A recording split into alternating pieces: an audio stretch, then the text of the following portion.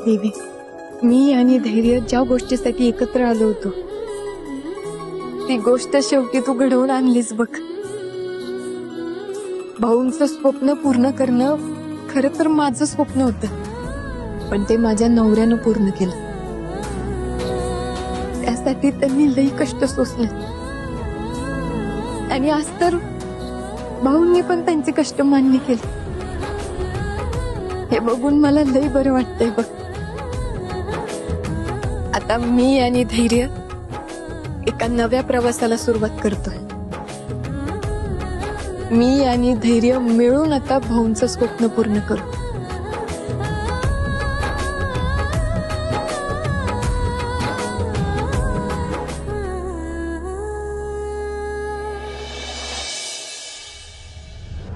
पण धैर्य, मला हे 4 दिवस सुद्धा आता 4 वर्षांसारखे वाटतायत.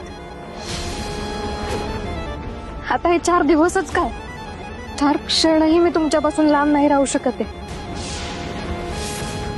मला तर असं वाटतं ना आत्या, आत्ताच्या आत्ता जावं आणि त्या सावीला या घरातून हकलून द्यावं. नाही,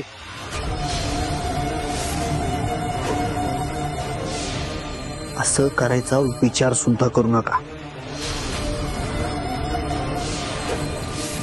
कुठलंही युद्ध किती चांगलं लढलं ना तरी महत्वाचा असतोय तो शेवटचा वार.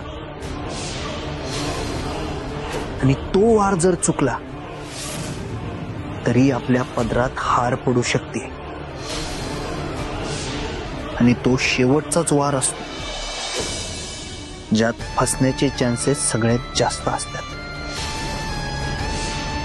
त्यामुळं तो वार अगदी संयमानं आणि लक्ष देऊन केला पाहिजे. मी तर सांगेन, पुढच्या 4 दिवसात प्रयत्न करा की सावीशी मैत्री कशी होईल.